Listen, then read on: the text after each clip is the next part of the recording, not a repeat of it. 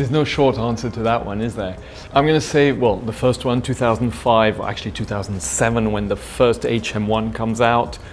I decide to create a company knowing I don't have the money. I've only got one drawing, which is HM1. It just seemed the right thing. And I think that's going to define the rest of the story. It seemed the right thing. And everybody, even I remember my mother telling me, are you sure of what you're doing? And of course it was crazy. So 2005, 2007, 2010, HM4, the Thunderbolt, which I was terrified was going to bankrupt the company because nobody would want that piece. We did it even though we were terrified. That's going to basically unleash the whole creative process. 2011, a year later, LM1. Of course, we need 2, 3, 4 years to create a piece. So it's not every year that you decide the next strategy or next product. And LM1, everybody in my team was against it. Like, we shouldn't be doing a round watch. I wanted to do a round watch. I love classical watchmaking with a twist. And so it was battling against my team. And of course, people thought that was going to make some sort of business sense. It didn't make any sense. Today, the LM101, which is the most sought after MB&F with many, many years waiting list, didn't sell at all.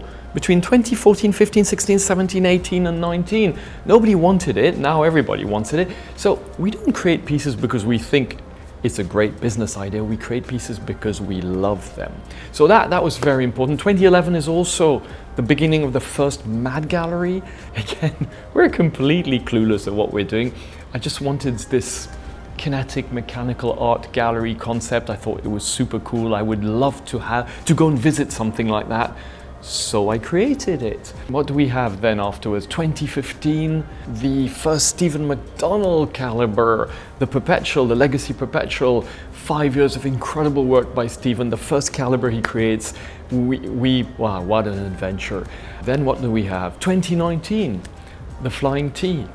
The first time I decide to create something at MB&F, which is not for me, which is for my mum, for my wife, for my daughter, the anguish, I was so terrified and creating something which I knew nobody wanted, nobody expected.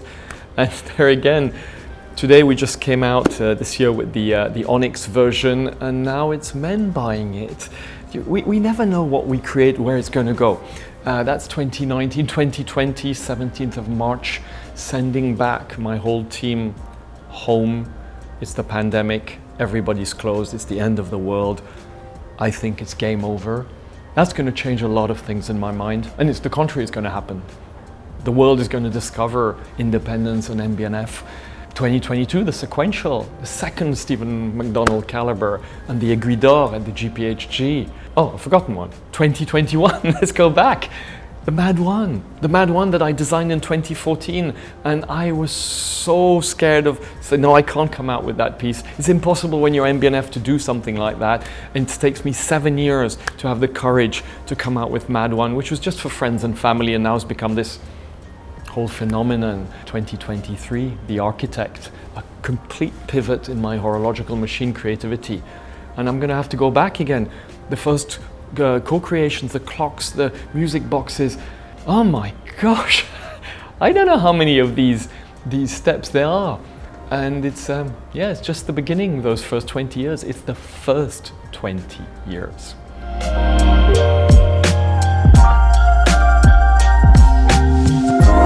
I thought at MB&F, the whole point was to create great products, kinetic art pieces, 3D sculptures which gave time. That was the point. That's when I left everything at Harry Winston to create MB&F, that was the point.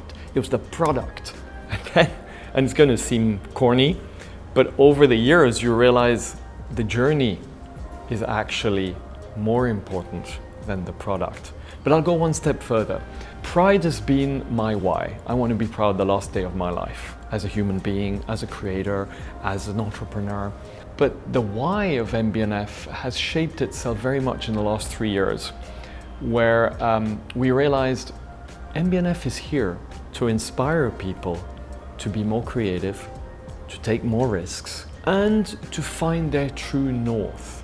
initially, when we'd written it down, when we'd realized this is what we want MB&F to be, it was to think different. But we're not contrarians. If everybody goes left, we don't go right just on purpose. But if you want to be more creative, if you want to take more risks, clearly it has to be by finding your true north.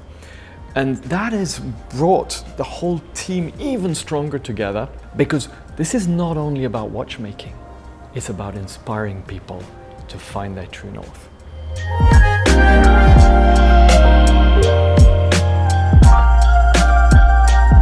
I think the most important, maybe, there are many most important, is first of all that whatever we do, we have done for pride, meaning we want to be proud of what we do. And that means that nothing we do has any regrets afterwards, because even if it's not a success, even if people don't like it, doesn't matter, we love it. So I think that's been a defining point. It started that way, it's been going on for the last 20 years, it will continue.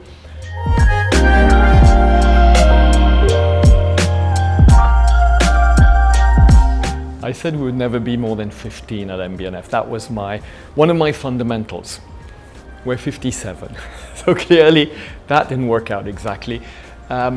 Why did I say we wouldn't be more than 15? Because I was incredibly scared of losing our passion, of losing our drive, of losing our risk-taking if we became a larger company. And that's what happens to most large companies. So one of our biggest challenges at MB&F is being more structured, being more professional, making sure the company is there for decades, but at the same time keeping that rebellion, startup, risk-taking thought process. Don't hire people who think me, and me. Only choose people who think we, and we. And that is one of the secrets. And with that, I believe at 57 or 60 or how many we're going to be, we can maintain and grow our creativity and our risk-taking while still being a nice company with nice people and treating people as best as we can.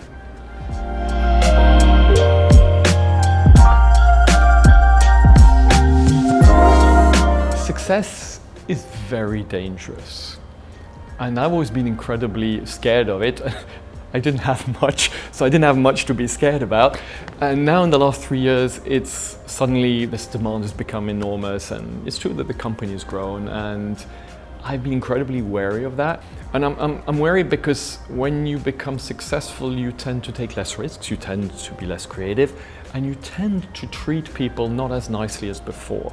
And what I am very proud of, and we should all be proud of at MB&F, is that we've done exactly the contrary. This success, this demand has actually boosted our risk-taking, our creativity, and I think we can finally be much more generous with everybody who've been there for us. So what you're going to see on the 20th anniversary, but I don't actually usually celebrate anything, but I think this 20th anniversary is not that much for me as for our team and for everybody who's accompanied us on the adventure. It's going to be about that.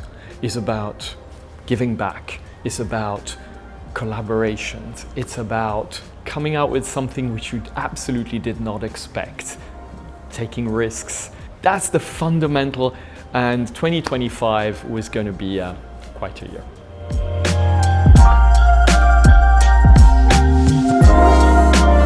Last year was a horological machine year.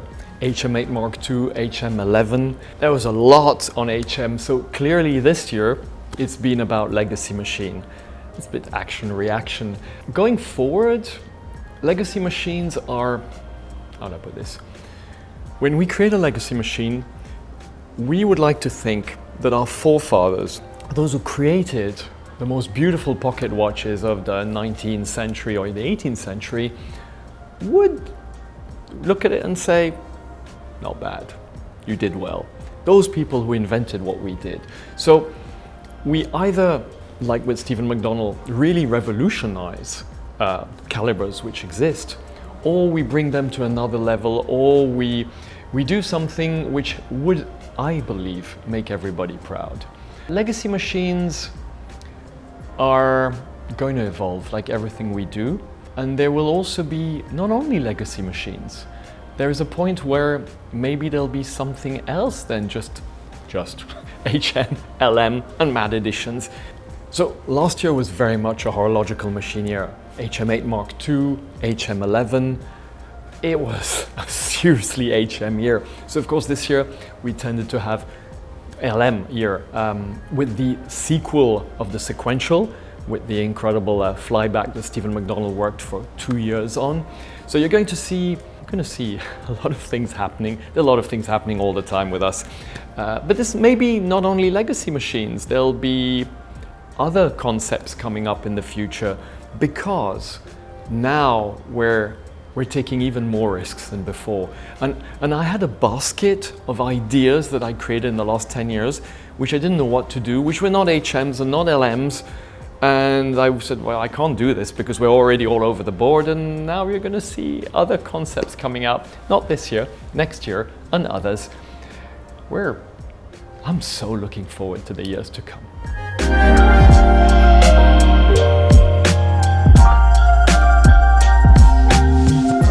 It's just not about size. The whole industry has made it about size.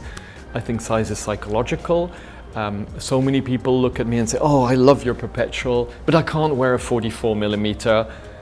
I'm like, okay, try it on. And they put it on their wrist. I'm like, wow, I've got a small wrist. This is comfortable. It's visually, it looks good. I've got a tiny wrist. So whatever I've created, even the craziest pieces, they have to be as comfortable and nice to wear on my small wrist. Now, there are movements which we can't make smaller. They've got 600 components, and if you start making them much smaller, you end up having some sort of a high cylinder and just going to be ugly, because beauty is trumps for me size. Now, saying that, there are projects we've got in the pipeline which they're parts of the watch industry or watch world that we haven't tackled, and you're going to see some big risk taking, which also means maybe a smaller size, how to do something very interesting in a smaller size. That is one of the many avenues where we're going down. At the end of the day, if you look at a flying T, look at the Cœur de Rubis piece we did for PMT, the Hourglass, that piece has been something which we never expected success, and everything is pre-sold of all the flying Ts, and now men are buying them. We create products we love, and then they take a life of their own. There is no business strategy to what we do.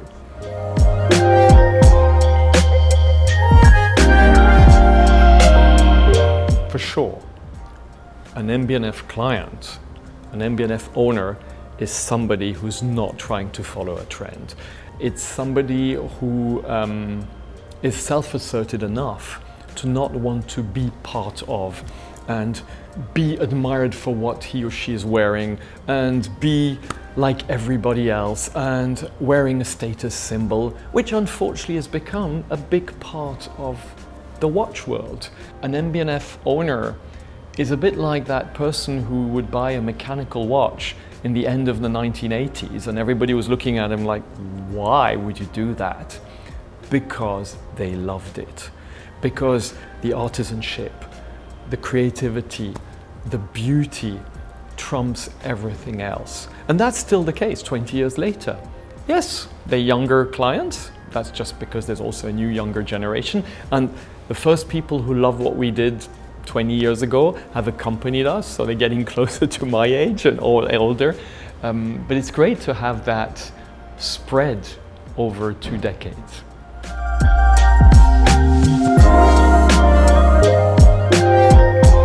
I think youth, the symbols of youth are rebellion, humanity, trying to understand your whole humanity and your part of in the world, emotions. We tend to take our emotions out as we become adults as youngsters, we're full of hormones and emotions.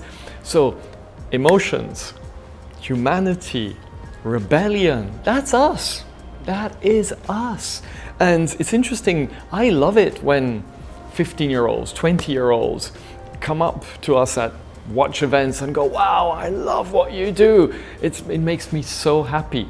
I think we today resonate actually, interestingly, much more with a younger generation than with an older one. And the older generation who resonates with us have stayed young at heart.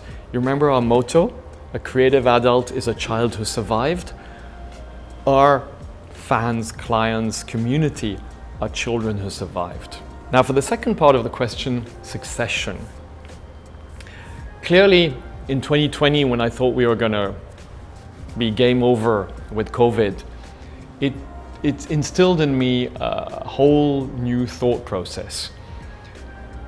The first 10 years of MB&F, I never ever thought of succession. It was trying to survive, trying to get to the next year, trying to get that next caliber. And then the next 5 years was rough. We're no more in survival mode, but it was just rough. And in the last 3-4 years, finally, I'm able to take that step back. Also becoming a father also has helped. And realizing I have to make sure that this company survives me. I have to make sure that this company thrives. If not only me, but anybody else in the company, something happens to them. And from there onwards, this is a whole incredible, it's probably my most important work over the last 3 years, project, how to make sure that this company will be there in 50 or 100 years. Now, I won't be there to see it, but that's my job. That is on top of all the creative, on top of all the crazy ideas who people don't understand. It's making sure that this company continues.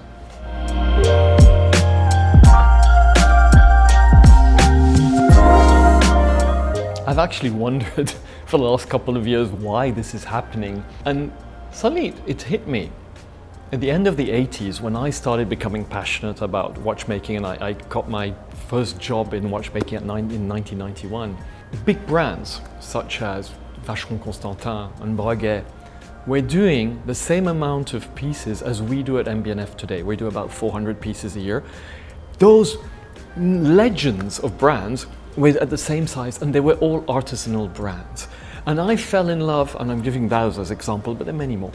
I fell in love because it was artisanship, it was beauty, it was humanity. It was, for the first time, mixing engineering, which is a very rational element, to all those emotions, and it just, wow, it felt so right. Now, the big brands today have left the artisanal space. We're a handful of artisan brands. And what made me fall in love with watchmaking 35 years ago is actually making this new generation fall in love again with watchmaking. Because we all know that nobody needs a watch, and nobody needs a piece of industrial whatever. We need art, artisanship, emotions. We need humanity. We need to have a piece of a soul of a creator. We don't buy just objects. And I think there's something which happened where it clicked, and not only ultra geeks like me, who were all the people, the few people who were looking at MB&F and other independents, but it became suddenly a much wider array of clients and fans who went, that I love. Because it's about love. It's not about rationale.